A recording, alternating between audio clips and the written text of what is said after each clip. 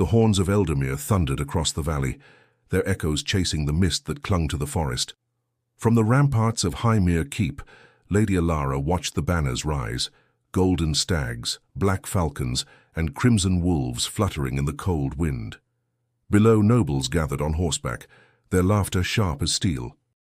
It was the morning of the choosing hunt, the royal trial of valor where alliances were sealed with blood and marriage vows. For most, it was a day of glory. For Alara, it was a day of dread. Her father's debts had left her name bound to Baron Aldrich, a man known for cruelty cloaked in courtesy. His smile was a mask, his promises poison. When the king's herald had decreed that Aldrich would claim her hand after the hunt, her world had turned to ash.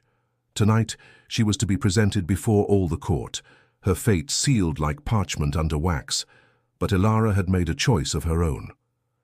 At dawn, she slipped from her chamber, dressed not in silk but in rough wool, a cloak borrowed from the kitchen maid. Her fingers trembled as she laced her boots, heart hammering with forbidden resolve. If she were to be hunted, she would vanish into the wild before the first arrow flew. The forest was forbidden to unguarded women, but fear was a lesser peril than the Baron's hands. The air in Eldamir Forest was thick with pine and damp earth. Shafts of sunlight pierced the canopy, turning the fog to silver. She moved quickly, her breath visible in the cold. Every sound, a snapping twig, a distant hound, made her heart leap. Behind her, the horns blared again, closer now. The hunt had begun. She ran until her skirts were torn and her lungs burned. She stumbled upon a stream and followed its curve, praying it would drown her tracks. Her reflection wavered in the water, pale skin, dark eyes, a face too known to those who sought her. She knelt, whispering a plea not to any saint, but to the forest itself. "Hide me." A rustle came from ahead, low and deliberate. Alara froze. The underbrush parted slightly, revealing a stretch of canvas between the trees. A tent, abandoned, perhaps by one of the hunters. She hesitated only a moment before crawling beneath its flap, her heart racing so loudly she feared it might betray her. Inside, the scent of smoke and leather lingered. A cloak lay folded by a small chest, and the remnants of a meal cooled beside the embers of a fire. Whoever had camped here would return soon, but exhaustion conquered fear. Alara sank into the corner, curling beneath the stranger's cloak. For the first time since dawn, her body yielded to rest. Beyond the tent, the forest hummed with distant shouts and hooves. Men sought their prizes, deer, boar, or unwilling brides. Somewhere among them rode the Alpha King of Eldamir, Rowan the Just, though no one could see him. He hunted not for beasts but for truth, disguised as one of his own men. For years he had watched his court rot beneath false vows and hungry ambitions. Today he meant to walk among them, unseen. The wind shifted, carrying the scent of rain and danger. Rowan's path would soon cross hers, though neither yet knew their fates were already entwined. Before the story continues, remember to subscribe to the channel for more tales of forbidden love, courage, and destiny set in the heart of the Old Kingdoms. Each story brings you closer to the fire that once burned in hearts long past. Alara stirred in her borrowed sleep, unaware that the tent in which she hid belonged not to a common man, but to the very king whose word had doomed her. The forest held its breath. The hunt had only just begun. The faint crackle of twigs outside startled Alara awake. For a heartbeat, she forgot where she was. Then the scent of smoke and leather brought it all rushing back. She pressed herself deeper into the cloak, pulse racing. Heavy footsteps neared. Someone was returning. The tent flap lifted. A tall figure entered, hooded and broad-shouldered, his tunic damp from rain. He paused, sensing what she prayed he wouldn't, her trembling breath. "Who's there?" His voice was low, steady, carrying the confidence of command. Alara froze. Running would betray her. Lying might save her. "Forgive me," she whispered, forcing her tone to break like a frightened servant's. "I sought shelter from the storm." The man crouched, eyes narrowing beneath the hood's shadow. "A servant?" His accent marked him as educated, though his clothes were plain. "You've wandered far from any hall. "What's your name?" She hesitated. The truth would undo her. "Lena," she said at last, borrowing the name of her maid. "I serve in Highmere Keep." "Highmere," he repeated, as if the word carried weight. "That's a long way from here." Rain began to patter against the canvas, steady and cold. The man moved closer to the dying fire, rekindling it with practiced ease. "You should eat," he said, breaking a piece of coarse bread from a satchel. He offered it without ceremony. Storms in these woods grow wild after dusk. Ilara's stomach clenched with hunger, but pride made her hesitate. "You're kind," she murmured, accepting the bread carefully. "But I'll repay what I take." He smiled faintly. "If the forest doesn't eat us first, I'll hold you to that." She studied him in the flickering firelight, the roughness of his hands, the strength in his shoulders, the calm in his gaze. He looked like a soldier, but something about him felt different. He carried himself not as one who served, but as one accustomed to being obeyed. "Are you part of the hunt?" she asked, feigning curiosity. "Something like that," he said, avoiding her eyes. "I hunt what hides in plain sight." The answer puzzled her, but she dared not press further. She wrapped the cloak tighter, feeling both safer and more uncertain than before. Outside, the wind howled through the trees. Ilara thought of Aldrich's men, of how they would search every path for her scent, like wolves. Her chest tightened. "If anyone asks," she said softly, "you haven't seen me." He looked up sharply. "Are you running from someone?" Her silence was answer enough. He rose, pacing once before the fire. "These woods aren't kind to those who flee," he warned. "Men vanish here, hunters, even soldiers. You'll fare worse alone." "I'd rather vanish than be found," she replied, the edge in her voice betraying more courage than she felt. The man stopped pacing. "Then you have spirit, Lena of Highmere." His tone softened. "That may yet save you." He sat opposite her, setting down a water skin. "Rest if you can, I'll keep the fire." She wanted to trust him, but trust had cost her too much already. Still, fatigue pressed heavy on her eyelids, and warmth spread from the fire to her bones. She studied him once more, his profile outlined by flame. The faintest hint of nobility lingered in his manner, yet his expression carried weariness no courtier would understand. "Thank you," she murmured, barely audible. He glanced at her, and something unreadable flickered behind his calm. "Sleep while you can," he said quietly. "The forest wakes early." Ilara nodded, curling into the cloak once more. As her eyes closed, the stranger removed his hood, revealing the mark of the royal falcon embroidered faintly at his collar, unseen by her in the dim light. Outside, thunder rumbled like distant drums, echoing through Eldermere's ancient trees. The hunt roamed the forest, and though she could not know it, its king now watched over her. Rowan had not slept. Long after the woman, Lena, she called herself, had drifted into uneasy rest, he sat beside the embers, sharpening the edge of his dagger by habit more than need. The rhythm steadied him. Out here, stripped of crown and counsel, he could breathe without the weight of ceremony pressing against his ribs. The rain had eased, but the forest whispered still, alive with the low sighs of wind through the pines. He studied her in silence, the faint light catching on her tangled hair. A servant, she claimed, yet her hands were too fine, her voice too measured. Lies wrapped in fear had a sound of their own. He had heard them all his life in court. But hers carried something else, a plea for freedom, not deceit. The memory of his own court rose unbidden, nobles bowing with polished smiles, each vow slick with ambition.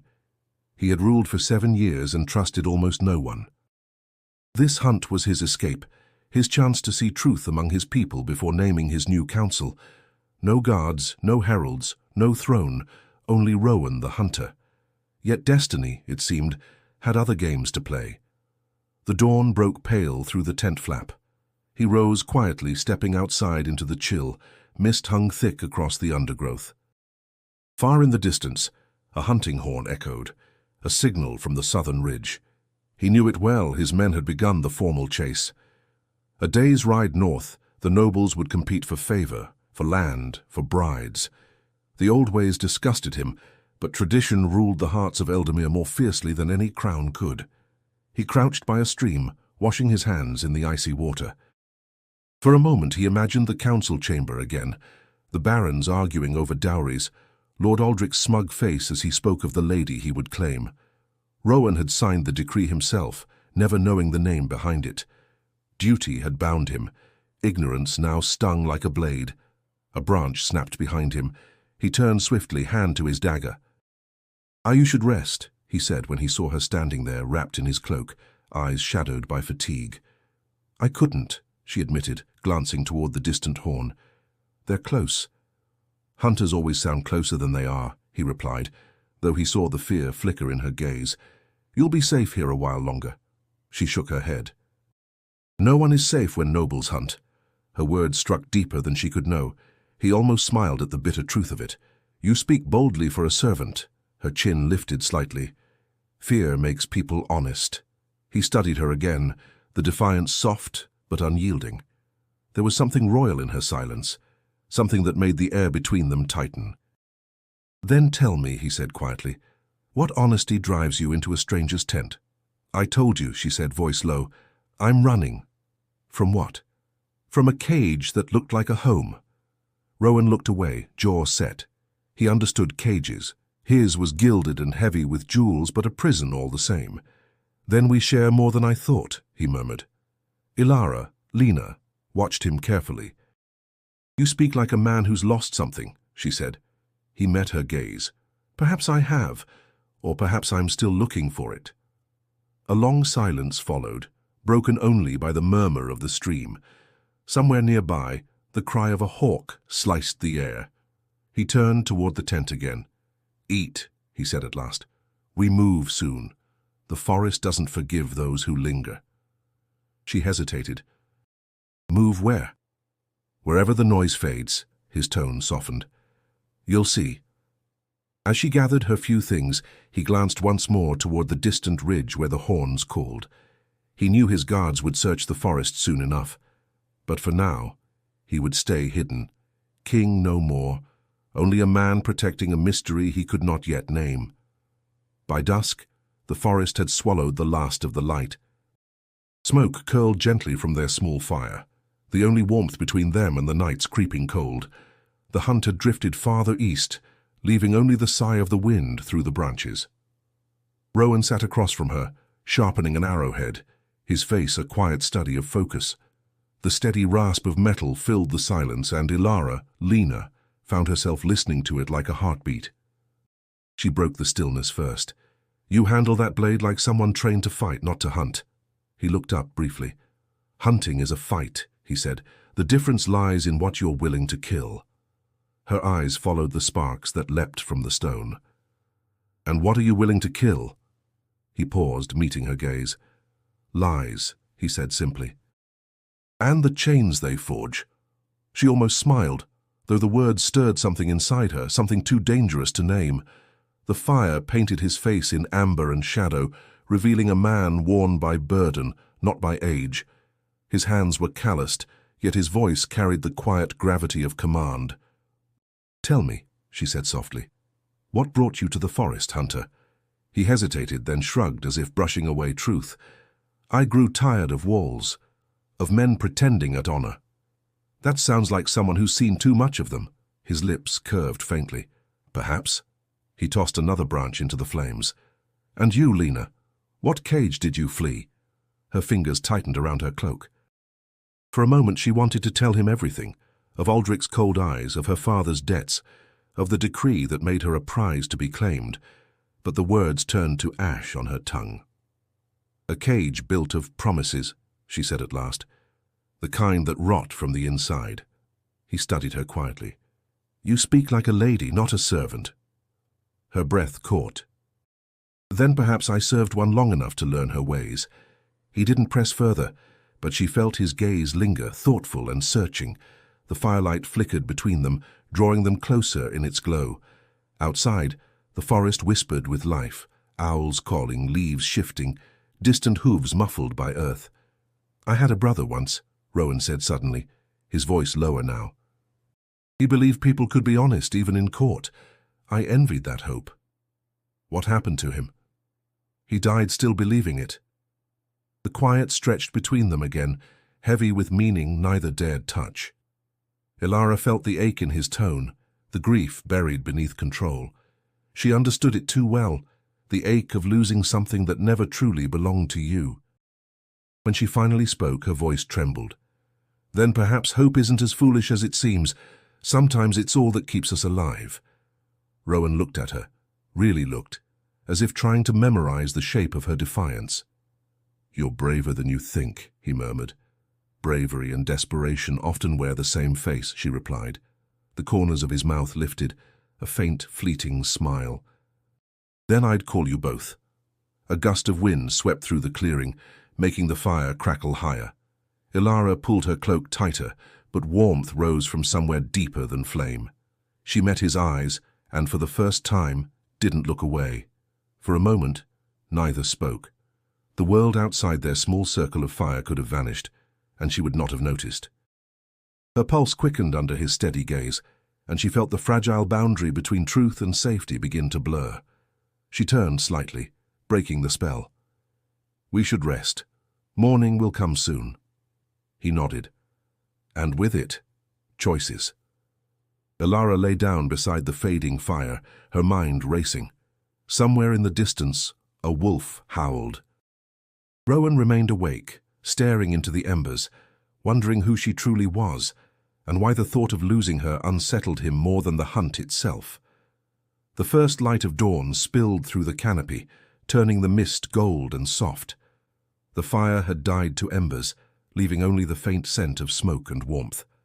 Rowan stirred before the woman did, his instincts honed by years of command. The forest was quieter than it should have been, too quiet.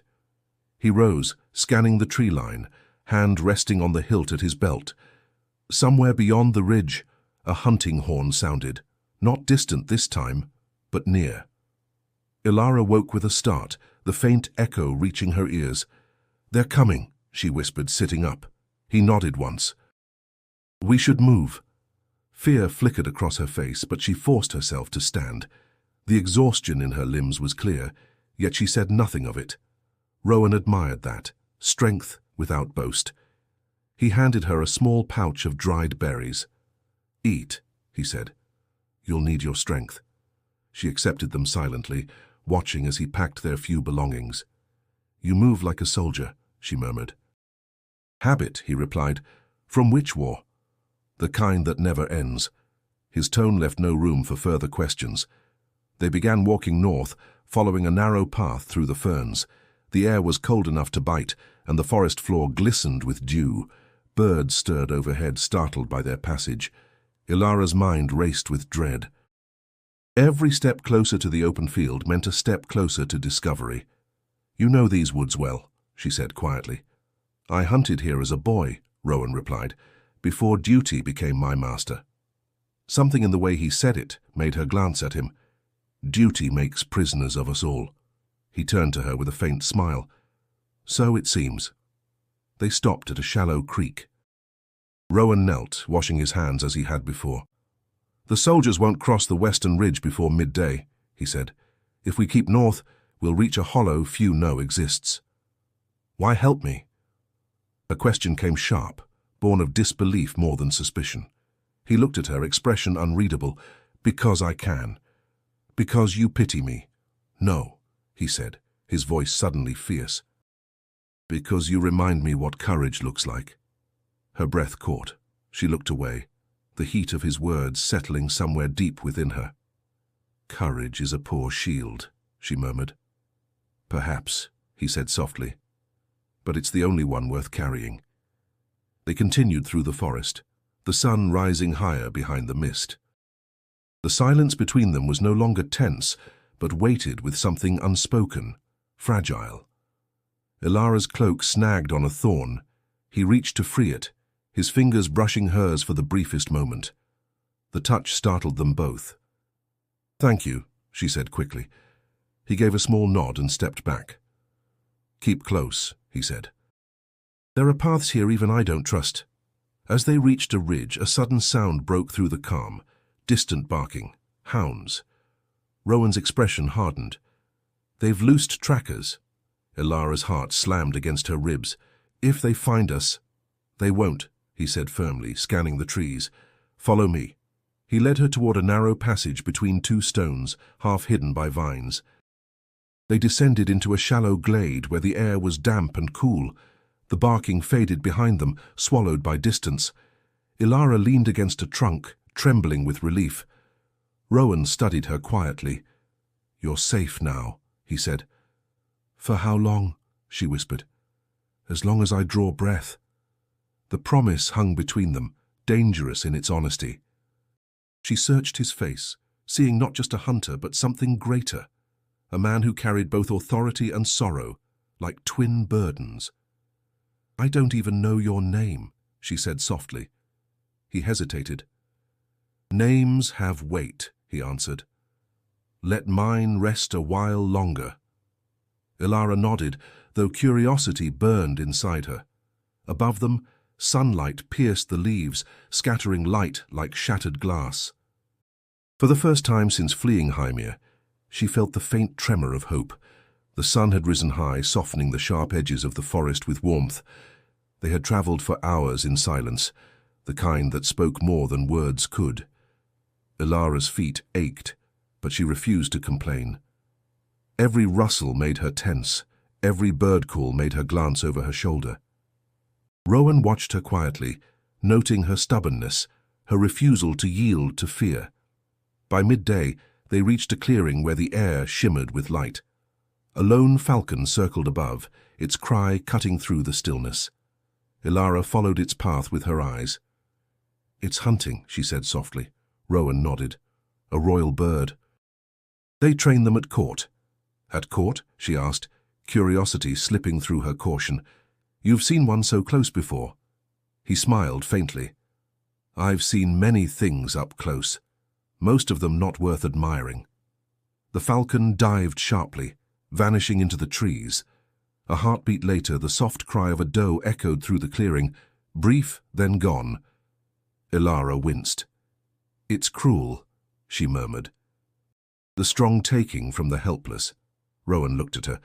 Cruelty is nature's coin, lady. He stopped himself, catching the slip before it betrayed too much. Lena. Her gaze narrowed. You almost called me something else. Habit, he said evenly, though the flicker of amusement betrayed him. You have the posture of someone born to command, not serve. She drew in a sharp breath. And you speak as if you've spent your life giving orders. They regarded one another for a long moment, neither willing to yield ground. Then Ilara looked away. Perhaps both of us are pretending. The words hung between them like a thread drawn taut. Rowan's jaw tightened, but he said nothing. The truth pressed at his lips, but he swallowed it down. For now his disguise was his only shield, not from her judgment, but from the weight of what his honesty might cost. They found a fallen log and rested. Ilara reached for her waterskin, her hands trembling slightly. Rowan noticed.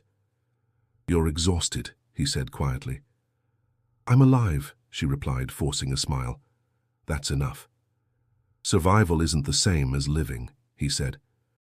She met his gaze again, defiance burning in her eyes. Then tell me, Hunter, which do you choose? He thought for a long moment before answering. I've lived as both. I prefer the silence of the woods to the noise of men who think themselves gods. Her expression softened. You sound like someone who's seen both sides of power. He gave a slow nod. And found neither worth the blood they cost. For a while they sat in companionable quiet. The falcon returned, gliding low over the clearing, a feathered shadow of grace. In its talons hung the limp form of the doe. Ilara watched as it vanished beyond the trees, sorrow flickering in her eyes. She was beautiful, she said. Gentle. She never saw it coming. Few do, Rowan murmured. She turned to him. And which are you then, the falcon or the doe? Neither, he said softly.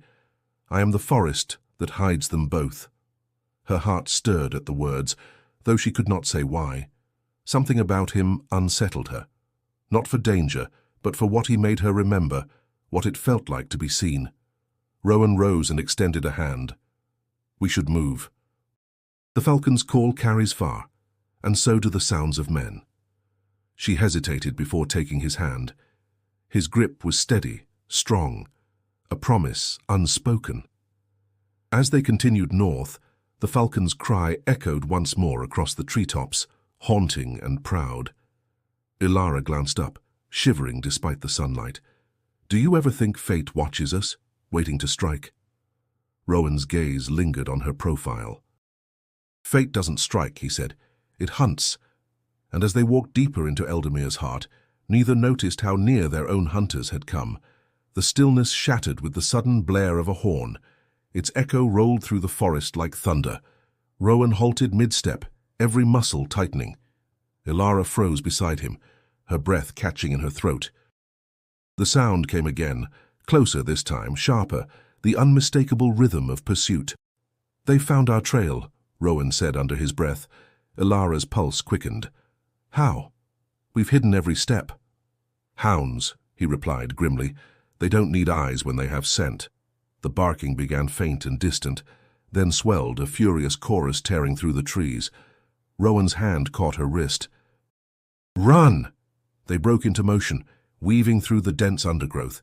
Branches clawed at their clothes, roots snatched at their feet. The forest, once a sanctuary, had turned into a labyrinth of danger. Ilara's lungs burned, but she didn't slow. The thought of Aldrich's men, his cold smile, his promises of obedience, gave her strength beyond fear. Behind them the hounds drew closer. Their cries were joined by shouts, men's voices calling to one another. Rowan's mind raced. He knew every turn of Eldermere's woods, every ridge and stream, but he had never fled through them with someone he needed to protect. "This way," he ordered, pulling her down a slope carpeted with moss. The ground gave slightly under their boots, soft with decay. He guided her toward the sound of rushing water. "The river will mask our scent." They reached the stream just as the first glimpse of riders appeared through the distant trees. Without hesitation, Rowan stepped into the icy water, gripping her hand tightly. "Stay low." "Follow my steps exactly." The cold bit like knives, stealing Ilara's breath, but she forced herself forward, each movement heavy and numb. The current tugged at her skirt, threatening to pull her off balance, yet Rowan's grip held firm. His calm voice cut through the panic. "Just a little farther." When they reached the opposite bank, they climbed onto the rocks, soaked and shivering. Rowan scanned the forest, listening. The horns sounded again, more scattered now. He exhaled slowly. "They've lost us for the moment." Ilara sank onto a fallen branch, her body trembling. "You speak as if you've done this before." He smiled faintly, though there was no humor in it. "Avoiding predators is a skill every man learns eventually." Her eyes met his. "You mean nobles?" "Among others." They stayed silent for a while, the forest breathing around them. A woodpecker's steady rhythm echoed in the distance, the sound oddly human in its persistence. Ilara's heart was still pounding, her chest tight with exhaustion. "I thought I could escape them," she whispered. "I thought if I ran far enough, the world would let me go." "Freedom is never given," Rowan said quietly. "It's taken and kept." She looked at him, studying the way his eyes flicked toward every sound, how his hand never strayed far from his weapon. "You speak like a man who's stolen it before." "Perhaps I did," he said, his tone unreadable. For a brief moment she smiled, though her lips trembled. "Then maybe I've chosen the right thief to follow." He met her gaze, and something unspoken passed between them. Recognition, fragile and dangerous. The barking had faded, replaced by the whisper of wind through the leaves. The tension that had driven them now settled into quiet resolve. Rowan rose and extended his hand again. "We can't stay here. The forest bends to no one for long." Ilara placed her hand in his, rising slowly. "You said the river would hide us. Where do we go now?" "Deeper," he said, "where even the hunters fear to tread." As they vanished beneath the thick boughs, the forest seemed to close behind them, swallowing their tracks, their breath, and their fear. The sound of pursuit faded into distance. But both knew the hunt was far from over. Clouds gathered thick and heavy above the forest, turning day to twilight. The air grew sharp with the scent of rain, and thunder rolled across the distance like a warning from the gods. Rowan and Ilara reached the ridge of Whitethorn Hill just as the first drops began to fall. The wind carried whispers of leaves torn from their branches, and the world seemed to hold its breath before the downpour. "We need shelter," Rowan said, scanning the slope below. His tone left no room for argument, though exhaustion had already dulled her protests. Ilara nodded, pulling her soaked cloak tighter around her shoulders. "There's nowhere left to run," she murmured. "Then we don't run," he replied. "We endure." They followed a narrow path until the outline of a stone chapel emerged through the rain, crumbling, half swallowed by ivy, but still standing. Its weathered walls bore the scars of centuries, and its bell tower leaned slightly like an old man bowed in prayer. Rowan pushed the door open with effort, and they stepped into the dim interior. The air inside was cool and damp. Dust hung in the light that filtered through the cracked stained glass. A small altar stood at the far end, draped with tattered cloth. Ilara brushed her fingers over the edge of a pew, her mind flickering with memories of the chapel near her home, before her father's debts, before duty chained her. "Even ruins feel safer than courts," she said softly. Rowan removed his cloak and hung it on a broken rail. Walls, no matter how old, make men believe they're protected, but it's the silence that does it, makes them think the world can't touch them here. Ilara turned toward him. "Do you believe that?" He hesitated, then shook his head. "No. The world always finds a way in." The rain intensified, drumming against the roof like thousands of fists. Lightning flashed through the windows, illuminating his face for an instant, a face worn by burden and something she couldn't yet name. He lit a small fire near the doorway, the flame flickering in defiance of the storm. "Sit," he said quietly. "Warm yourself." She obeyed, though her thoughts churned like the storm outside. "When I was a child," she began, her voice barely audible over the thunder, "I used to pray for freedom. I thought the saints would hear me." She gave a short, bitter laugh. "They never did." Rowan's eyes softened. "Maybe they answered differently, by giving you the strength to take it yourself." "Strength?" She looked up, meeting his gaze. "Running through the woods, hunted like an animal. Is that strength?" "It's survival," he said, "and sometimes that's the bravest thing of all." The words struck deep. She wanted to believe him, to let them fill the hollow ache that fear had carved inside her. Yet something about him unsettled her. He spoke not as a man used to wandering, but as one used to commanding. "You talk like someone who's never had to obey anyone," she said. He smiled faintly. "You'd be surprised." The storm raged on, rattling the old beams above them. For a moment she closed her eyes and listened to it, the furious rhythm of nature's heart. "Perhaps storms come to remind us we're small," she whispered. "Or to remind us we can survive them," he answered. A crack of thunder split the air, shaking the chapel. Ilara startled. Rowan reached for her instinctively, steadying her as debris fell from the rafters. His hand lingered a moment too long. Outside, the rain poured harder, turning the hill to mud and the air to mist. Inside, something fragile had shifted, not spoken, not yet seen, but felt in the brief space between his touch and her breath. She pulled away, her cheeks flushed. "You should rest," she said softly. He nodded. "At dawn we move again." As lightning flared through the broken glass, it cast the faint image of a falcon in flight across the wall, a silent omen neither noticed, but both would remember. The storm had passed by morning, leaving the world washed and quiet. Mist curled low across the ground, and the air smelled of wet stone and earth. Ilara woke to find Rowan standing by the doorway of the chapel, his gaze distant, his posture tense. Something about the stillness of his figure unsettled her, as if his mind were far from the ruins that sheltered them. "You didn't sleep," she said softly. He didn't turn. "Kings seldom do." She frowned. "Kings?" He blinked, realizing the slip, and forced a calm smile. "A saying I once heard," he said, brushing off the words. meant only that responsibility keeps a man awake. But Ilara's curiosity had already sparked. She studied him. The controlled way he moved, the sharpness of his tone, the authority that clung to every syllable. He was no common wanderer. "You speak of duty as if you've lived your life beneath its weight," she said. He met her eyes now, and for a moment the mask faltered. "Perhaps I have." Before she could press further, the sound of hooves echoed faintly through the mist. Rowan tensed, his hand instinctively finding his dagger. "They're scouting the lower ridge," he murmured. "We'll have to move soon." Ilara rose, tightening her cloak. "I thought the river hid our trail." "It did," he said, "but hunters grow desperate when prey slips their grasp." His tone carried a quiet bitterness she didn't understand. She followed him out into the pale morning light, the chapel fading behind them like a forgotten prayer. As they descended the hill, a lone messenger appeared on the far road, cloaked in the Royal Falcon's colours. Rowan froze. "What is it?" Ilara asked. He didn't answer immediately. The sight of that crest, his own, struck like a blade. The rider carried the mark of the crown, the seal Rowan himself had given before he vanished from court. He turned his face slightly, pulling his hood low. "We keep to the trees," he said.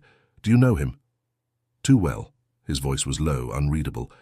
"That man rides for the king." Ilara looked toward the distant figure. "Then we should beg him for help." "No," Rowan said sharply, catching her arm. "Not him. Not yet."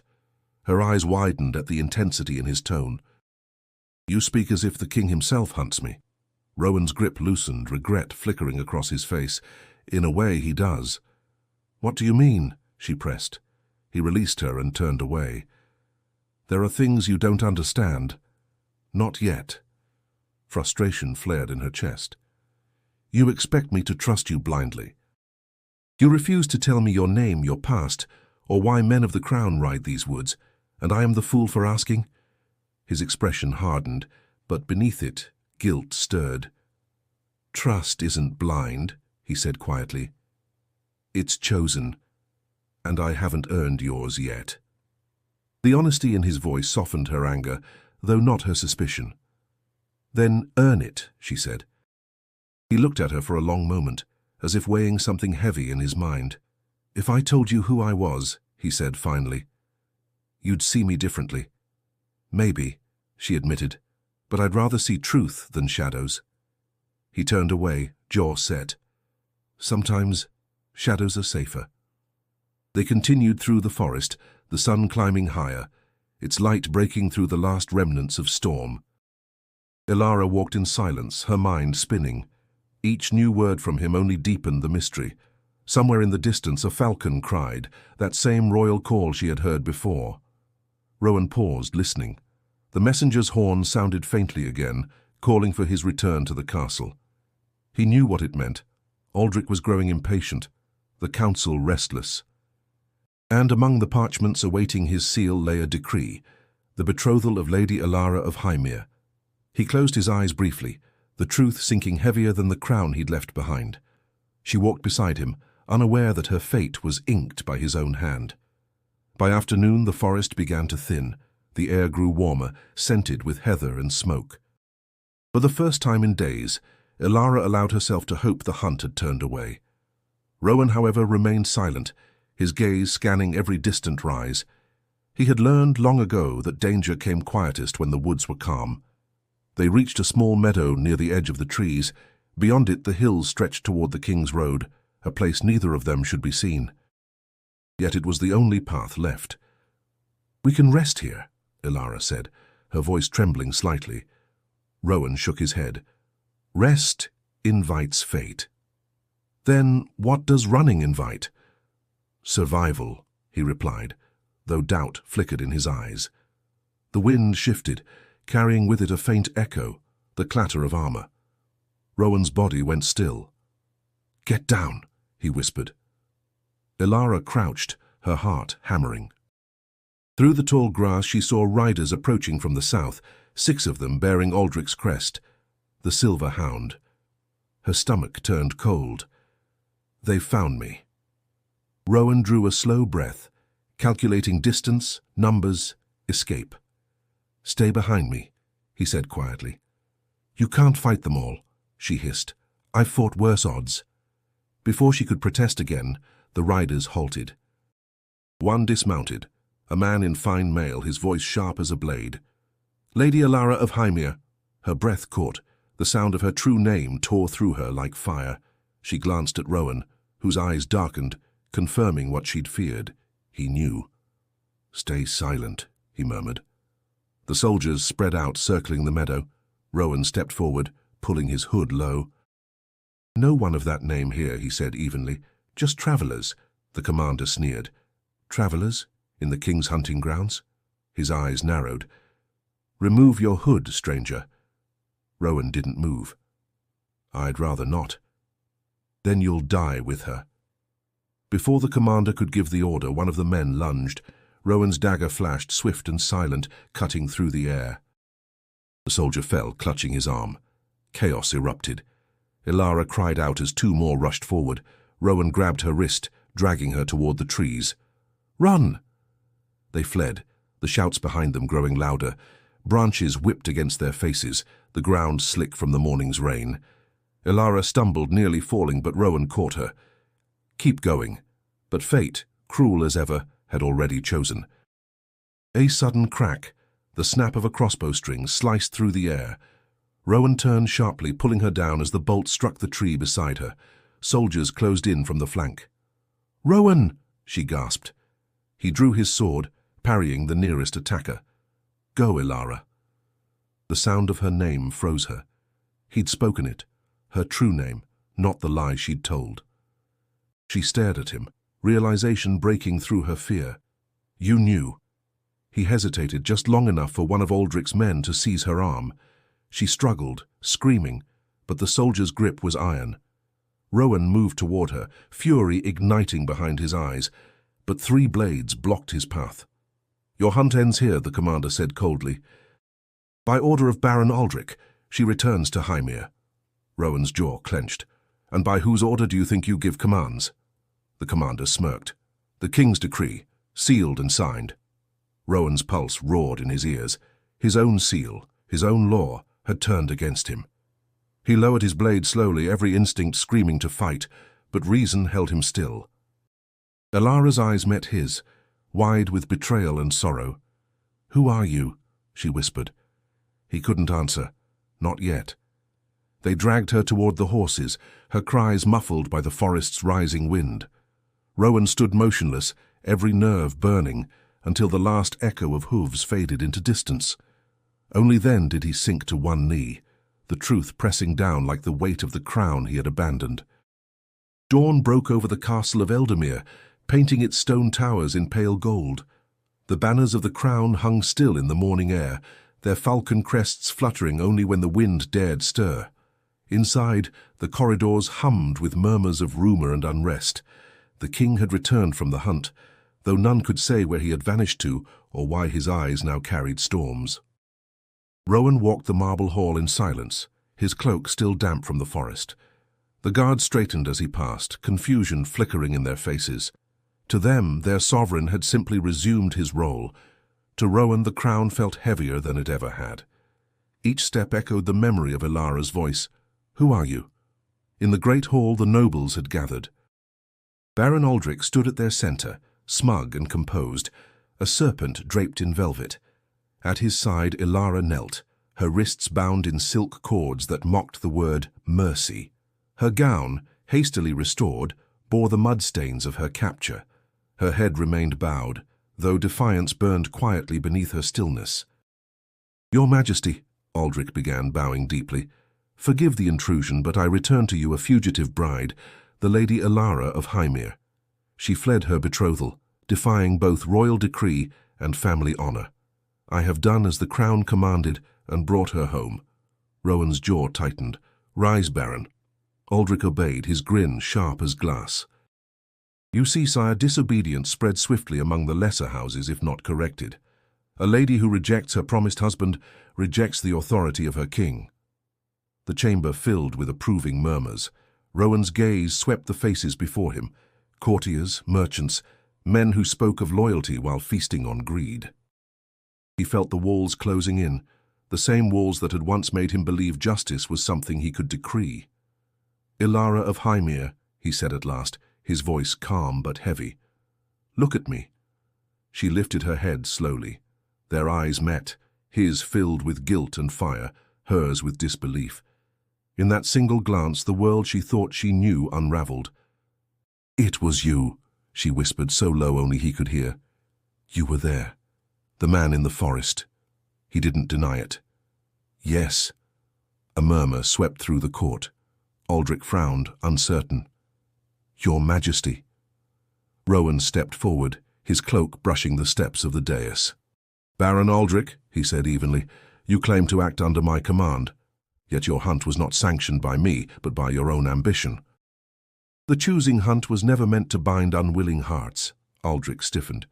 "With respect, my lord, it was your royal seal that approved my claim." Rowan's eyes darkened. "And I, in ignorance, gave it. I see now that my own laws have become chains wielded by cowards." Gasps rippled through the chamber. The king had spoken against his own decree, against the very structure of power that held his realm. Aldrich's composure cracked. "You would dishonor your own word for her?" he spat. "A runaway who hides like a thief?" "She hid because men like you made her fear the world she was born into," Rowan replied coldly, "and because a king too blind to see truth allowed it." The court fell silent. Ilara's breath caught, her pulse a drum in her ears. She couldn't speak. The enormity of his confession left her stunned. Rowan turned toward her, his expression softening. "No chains will bind you here," he said quietly. "Not while I draw breath." Aldrich's fury boiled over. "You defy tradition, your grace." "You would throw away alliances, vows, and honor for a woman who deceived you?" Rowan faced him fully. "I would rather lose a kingdom than my soul." The words struck like thunder. The baron's face drained of color, the nobles whispering in disbelief. Rowan's crown no longer shone as power. It gleamed as burden. "Leave us," he commanded. His tone brooked no refusal. The guards moved instantly, escorting Aldrich and his allies from the hall. Only when the doors closed did Rowan's shoulders sink, the mask slipping away at last. "Ilara," he said, voice low, "I never meant for you to suffer by my hand." Her reply came soft but steady. "Then prove it." The sun had barely risen when the court gathered once again, the stone walls of Eldermir's throne room echoing with hushed voices and uncertain footsteps. The air was thick with tension. A trial was to begin, though no one was quite certain what justice would look like today. Ilara stood at the center of the room, her hands bound by a silver cord that felt like the weight of the world itself. Her gaze was steady, though inside, her heart raced. She had heard whispers in the hallways, rumors of her fate being sealed by Rowan's own decree. His words in the throne room had set the stage, but what they would lead to she couldn't yet say. Rowan entered from the side, his presence commanding the room despite the uncertainty in his eyes. He was no longer the man who had led the hunt with a mask of anonymity. The king stood before her now, vulnerable in his decision, but still the ruler of all Eldermere. Ilara had never felt smaller. The eyes of the court were upon her, each one measuring her worth, deciding whether she was a pawn to be played or a person to be valued. "Ilara of Hymir." Rowan's voice broke the silence, low and firm. "You stand accused of breaking royal decree, of defying not just a marriage contract, but the very bonds that hold this kingdom together." His words rang out, and her throat tightened. The entire court had already decided she was guilty. But what they didn't know, what Rowan didn't know, was that she wasn't the one who had broken any vow. It was they who had shattered her trust. The room seemed to shrink as Rowan's gaze softened just for a moment, as if he was fighting an inner war. "However," he continued, his voice firming again, "I will allow you to speak in your defense." Ilara blinked. The king was offering her a chance, but what good would it do?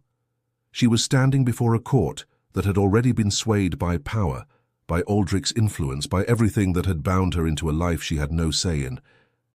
Yet something in Rowan's voice told her that this trial would not be as simple as the ones she had seen in the past. "I will speak," Ilara said, her voice quieter than she wanted it to be. She straightened her back, meeting his gaze. "But my words will not be for you alone, Your Majesty." Rowan's eyes widened for a split second, but he said nothing, allowing her the space to continue. "I have been treated as a prize, as a possession to be traded, sold and handed from one man to another. From my father to my betrothed, from a life of duty to a life of silence. This court does not know me, nor does it seek to. I was promised to a man I could never love, bound by promises I did not make. I did not run because I wished to shame my family or the crown. I ran because I wanted to live." The silence in the room grew heavy. Elara could feel the weight of every noble's gaze upon her, but this time she held her ground. "I will not apologize for seeking freedom, not for myself, and not for any woman who has been treated like a pawn in a game of men." Her words hung in the air, sharp and defiant. The room felt still, as if waiting for the king to pass judgment, but instead Rowan stood there, his expression unreadable. "I broke no vows," she added, her voice rising now, defiant, "because I never gave them freely. I am not a criminal for desiring to be more than the sum of my father's debts and Aldrich's desires. I am not a criminal for choosing to be myself." Rowan's silence stretched long enough to make Elara wonder if she had made a mistake. His gaze flickered toward the barons, whose discontent was evident, but then it softened when it returned to her. The weight of the court's judgment pressed on his shoulders, but there was something else in his eyes, something deeper, something she couldn't name. After a long pause, Rowan finally spoke, his voice clear and full of authority. "I have heard your words, Lady Elara, and though you stand before me accused, I find myself questioning not your actions, but the reasons behind them." The room went still, the nobles awaiting his next command. "Thus, I declare this trial not over," Rowan continued, his eyes locked with hers. "Instead, I will take full responsibility for this matter. It is not your freedom that has been broken. It is the trust I failed to uphold as king." Elara's heart skipped. Did he truly mean what he said? "I will no longer allow this court to judge you," Rowan announced. "And I will personally see to it that this betrothal is nullified by my own decree." A murmur rippled through the court, shock, disbelief, and anger mixing in equal measure. Rowan had defied everything they expected from a monarch. Elara stood taller than she ever had before. "Thank you, Your Majesty," she whispered, her voice steady. The trial had ended, not by the judgment of the court, but by the will of the king. Yet, in that moment, she understood something she hadn't before. Freedom was something no one could give her. It was something she would take, for herself, for her future. The hall fell into an uneasy silence after Rowan's declaration. The courtiers, the barons, even the distant echoes of the castle itself seemed to hold their breath. Elara stood at the center of it all, her pulse racing, but her resolve growing stronger with each passing second. This moment, this declaration by Rowan, had shifted everything. The king's words had fractured the expectations of the court, and the barons were no longer sure whether to stand in solidarity with him or against him. The tension thickened, pressing down on the room like a storm waiting to break. Elara glanced at Rowan. His expression was unreadable, but the weight of what he had just done was heavy on his shoulders. To challenge the council, to defy his own decree, was no small matter. His oath, his very identity as king, had been put to the test, and he had chosen her. "Your Majesty," one of the elder barons finally spoke, his voice low but firm, "are you certain in this course of action? Nullifying a royal decree and ignoring the will of your council, this is treasonous." Rowan's gaze shifted to the baron, his eyes cold and resolute. "No, treason is allowing others to dictate the fate of my people without ever considering their voice. Treason is letting a woman like Lady Elara be bound by chains that were never hers to wear." The room fell silent again, the truth of his words hanging in the air, undeniable and unyielding. The baron looked taken aback, but his pride held him firm. "The kingdom is built on tradition, Your Majesty. On honor. And what honor does it serve to bind a woman to a man who does not love her, to a marriage she never consented to?" Rowan's voice was sharp, the words cutting through the chamber like a blade. What honor is there in forcing a union for political gain, for land and titles, when the heart of the person it binds has no say? Elara felt the weight of his words settle on her like a protective mantle. In that moment, she understood that Rowan's choice was not about just her. It was about something much greater, the right to be free, to have a voice, to shape one's own destiny. "You are the king," she said quietly, her voice trembling with something both fearful and powerful. But can a king still be true to his people when his throne is built on lies? Rowan turned toward her, his face softening, as if seeing her for the first time, not as the noblewoman who had come to him with fear and defiance, but as a person, a woman who had fought for her freedom, and who had not given up even when everything seemed lost. "I do not wish to be a king who sits on a throne of lies," he said quietly. "I want to be a king who earns the loyalty of his people, not by force, but by choice. I want to rule with honor, not because of blood or birthright, but because my people know I stand for what is right." The words felt like an oath, spoken with the weight of a promise, a commitment not just to the throne, but to the ideals he had always believed in, but never fully embraced until now. He looked back to the council, the barons, his expression unwavering. "Let it be known, then, that my oath to this kingdom, to its people, is not one I take lightly. I will not stand idly by while the rights of my people are stripped away, whether they wear a crown or walk the streets as common folk. I swear this to you. I will no longer serve tradition at the expense of justice." There was a long, pregnant pause, and then one of the younger barons stood, his voice steady, though his eyes were uncertain. "Your Majesty," he said, "it is not our tradition to be so merciful, but perhaps it is time for a new kind of rule." "If you truly believe in this path, then we will follow," the others murmured, some uncertain, others in agreement. Rowan had made his choice, and now the kingdom, it seemed, would make theirs. Elara stood there, caught between the weight of the moment and the fear of what might come next. Rowan stepped toward her then, his eyes never leaving hers. "I have given my oath," he said softly, "and I will keep it. Not just as your king, but as the man who sees the woman you are. Not just as a prize, but as a person." She blinked, her throat tight. "You've broken the chains that bound me," she said, her voice barely above a whisper. "But what now? Where do we go from here?" Rowan took her hand, his grip firm but gentle. "Wherever you choose, Elara. The choice is yours now." And in that moment, standing before the court, before the barons who would either embrace or resist change, Elara knew her journey was just beginning. The air in Eldamir was heavy with expectation. The court had gathered once more, but today the atmosphere felt different. The tension that had once weighed on Elara's chest had lifted, though her heart still raced. The crown had been laid bare before her, its power exposed, its promises now broken.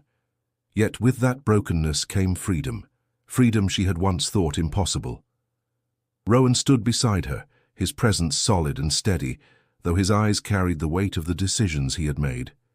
The barons had gathered again, murmuring among themselves, their skepticism still lingering. Some had accepted the king's new decree with grudging respect, while others resisted, clinging to the old ways like lifelines. The throne room was quiet, save for the faint shuffle of feet and the distant hum of murmurs. Elara could feel the eyes upon her, each gaze a silent judgment. But this time the judgment would not be hers alone.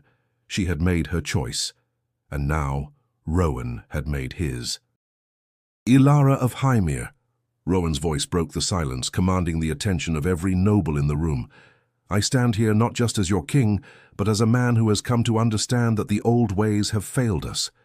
Today, I declare that the choosing hunt, a tradition built on control and power, has no place in Eldamir's future." A ripple passed through the court. Some faces tightened with disapproval, while others seemed to breathe a collective sigh of relief. Elara stood taller at his side, though her hands still trembled, unsure of what would come next. Rowan turned to her, his eyes soft, but filled with determination. "No longer will women be treated as prizes to be won or lost in the name of power. I nullify the decree that bound you to Lord Aldrich, and I do so of my own volition." Elara's breath caught in her throat. The weight of those words, the power they held, seemed almost unreal. She had dreamed of freedom, but to hear it from the king himself, it felt like an echo of hope she had long buried. "The crown was never meant to break the people it was sworn to protect," Rowan continued, his voice unwavering. "And it will not break you, Elara. I see you not as a prize, but as an equal. No more will your fate be determined by anyone but you." The silence that followed was heavy, charged with disbelief and a strange sense of hope. The barons exchanged glances, some still unwilling to accept the change, others staring at Rowan as if seeing their king for the first time. "You speak of change, your majesty," one of the elder barons finally said, his voice gruff. "But change carries consequences. The kingdom will not bend to such whims without reason." Rowan met his gaze. "The reason, my lord, is simple. It is time for the people to choose their future. No more will their fates be decided by tradition alone. It is time for a new way, a way where no man or woman is bound by chains of obligation, but by the bonds they choose themselves." The words hung in the air, the challenge clear. The court seemed divided, but the king's declaration had struck something deep, an undercurrent of truth that was hard to deny. Eldamir had long been governed by tradition, but perhaps it was time for a new path, one that embraced the voices of those it ruled. Rowan turned back to Elara, his eyes softening. "You will not be forced into marriage, Elara. You will not be married for power or for land. I vow this before the court and before you." Elara's heart skipped a beat. She wanted to speak, to thank him, to tell him that she understood the depth of what he had done for her, but words seemed too small in this moment. The freedom she had craved was now within her grasp, but it was not just hers. It was the kingdom's too. "This is a new beginning for both of us," Rowan said quietly, his hand brushing hers. "The choosing hunt ends today, and with it, the old ways that bound us." The tension in the room seemed to dissipate, though some of the barons remained steely-eyed and silent. Rowan had broken tradition, but in doing so he had also given birth to something new. Whether the court would follow him was uncertain, but the king had made his decision, and for the first time it was not about power or alliances, but about something far more personal. Elara took a deep breath. "I choose my own future," she said, her voice steady and strong. "And it is no longer defined by anyone but me." The words were a promise not just to herself, but to the kingdom, a promise that no one, not even the crown, would have the power to take her freedom again. The winds of change swept across Eldamir with a force no one could have predicted. The days that followed Rowan's declaration were filled with uncertainty and quiet rebellion. The barons and nobles, who had once been certain of their control, now found themselves divided, unsure of where their loyalties truly lay. Some still held to the old ways, desperate to maintain their power, while others slowly began to acknowledge the inevitability of the change Rowan had set in motion. For Elara, each day felt like stepping into a new world. She no longer wore the shackles of obligation, no longer carried the weight of promises made for her. She had the freedom to breathe, to think, and to choose. But with that freedom came new questions, ones she had never dared to ask before. What now? What would she do with a life unbound by the choices of others? She walked the halls of Eldamir's castle, her footsteps echoing in the empty corridors. The stone walls seemed less imposing now, no longer a cage but a canvas upon which she could paint her future. Rowan's presence was a constant comfort by her side, though the distance between them had grown unspoken but palpable. It was a quiet understanding that they both were standing at the edge of something neither of them could predict. Rowan found her one morning in the gardens, a rare, tranquil place within the castle grounds. The sun had broken through the clouds after days of rain, casting a golden glow on the flowers and the still waters of the fountain. He approached her, his face soft but filled with something deeper, something that had been there all along but now could no longer be ignored. "Elara," he began, his voice low, "you've been silent for days. What weighs on you?" She turned to him, her heart still pounding with the remnants of their earlier conversation. He was no longer the king she had feared, the ruler of a kingdom that had made her a pawn. He was something else, something more human, more fragile. But that fragility, she realized, was what made him real.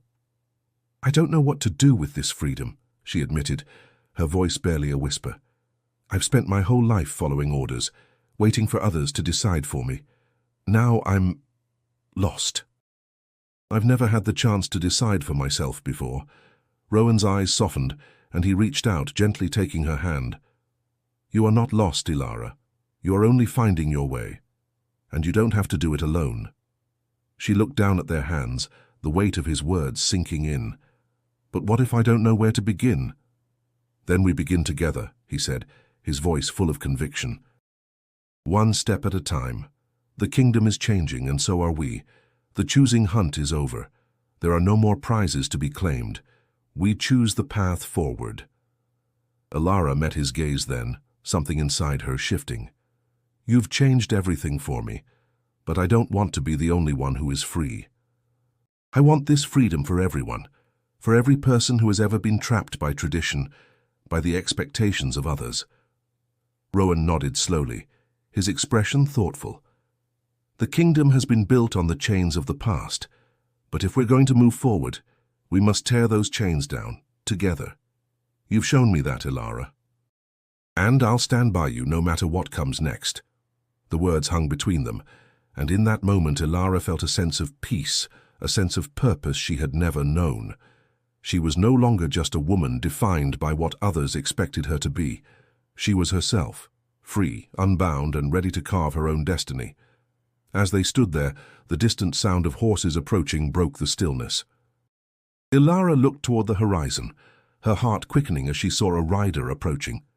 For a moment fear gripped her, but then she felt Rowan's hand tighten around hers, steady and sure. "We've begun something, Ilara," Rowan said quietly. "And there is no going back now. But whatever comes, we face it together." The rider drew closer, his face hidden beneath the hood of his cloak. Rowan's eyes narrowed as he recognized the figure. The world had not yet caught up to the changes they had set in motion, but Ilara knew with certainty that whatever challenges lay ahead, they would face them together, no longer as a king and a pawn, but as equals, as partners. The rider reached them and dismounted, his voice urgent. "Your Majesty, news from the south. The barons are gathering. They intend to challenge your rule." Rowan looked at Ilara, a flicker of worry in his eyes, but it was quickly replaced by a renewed determination. He squeezed her hand once more. "Then we face them," he said firmly. "For Eldamir, for freedom, for our future." And so, the hunt truly ended. The kingdom would be shaped by the choices of those brave enough to change, to face the unknown, and to build a world where no one would ever again be hunted.